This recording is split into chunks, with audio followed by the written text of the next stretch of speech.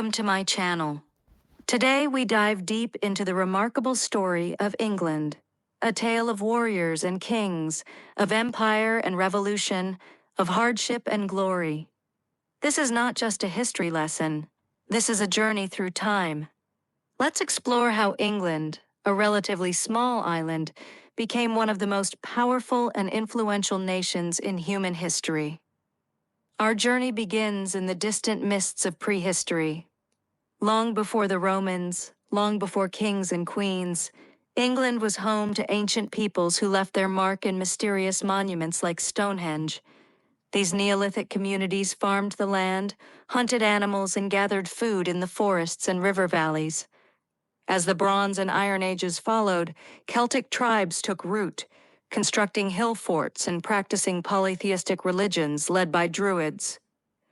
This was a time before written history, but archaeology gives us glimpses of their rich and complex culture. Then came the Romans. In 43 AD, Emperor Claudius ordered the invasion of Britain, and Roman legions swiftly conquered much of the land. They built roads, towns, aqueducts, and even Hadrian's Wall to keep the fierce northern tribes, what we now call the Scots, at bay. Londinium, modern-day London, was established as a thriving hub. For nearly 4 centuries, England was part of the vast Roman Empire. Roman law, architecture, and customs mixed with native traditions. But by 410 AD, the empire was crumbling, and Rome withdrew its troops. What followed was a power vacuum, and into this vacuum came the Anglo-Saxons. The Angles, Saxons, and Jutes were Germanic tribes who sailed across the North Sea and began settling in England. They established several kingdoms, Wessex, Mercia, Northumbria, and others, that would later form the foundation of English identity. Christianity, brought first by the Romans and later spread again by missionaries like St. Augustine, began to take root. The Anglo-Saxon period saw the birth of the English language, rich oral traditions, and epic poetry like Beowulf.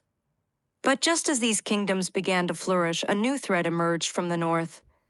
The Vikings, fierce warriors and seafarers from Scandinavia, began raiding English shores in the late 8th century.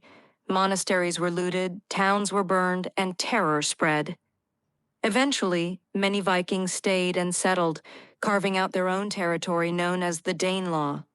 One king, Alfred the Great of Wessex, rose to defend his people. He not only fought the Vikings to a standstill, but also promoted education, law, and governance. Alfred laid the groundwork for a unified England. The dream of a united England would be tested once again in 1066. When Edward the Confessor died without an heir, a succession crisis erupted. Harold Godwinson seized the throne, but William, Duke of Normandy, claimed it as well. The two met at the Battle of Hastings, and William emerged victorious. William the Conqueror brought the Norman elite to England and reshaped its society. Feudalism took hold. French became the language of the court. Castles like the Tower of London symbolized the new power structure. The Normans brought centralized authority and a stronger monarchy. Over the centuries, English monarchs grew powerful, but so did resistance. In 1215, King John was forced by rebellious barons to sign the Magna Carta, a historic document that limited the power of the king and established the principle that everyone, even royalty, was subject to the law. This was a pivotal moment that influenced the development of constitutional government, not just in England, but around the world. The medieval period saw both growth and tragedy.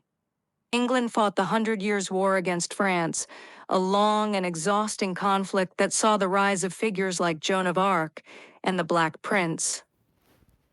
The Black Death swept through the country in the 14th century, killing nearly half the population and reshaping the economy and society. And then came the Wars of the Roses, a brutal civil war between the houses of Lancaster and York. After decades of bloodshed, Henry Tudor emerged victorious and became Henry VII, starting the Tudor dynasty. The Tudor era was one of drama, power, and transformation.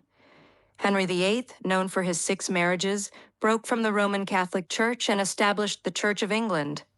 This act triggered the English Reformation and centuries of religious conflict. His daughter, Elizabeth I, brought stability and ushered in a golden age. Under her rule, England defeated the Spanish Armada, encouraged exploration, and saw a cultural renaissance led by William Shakespeare.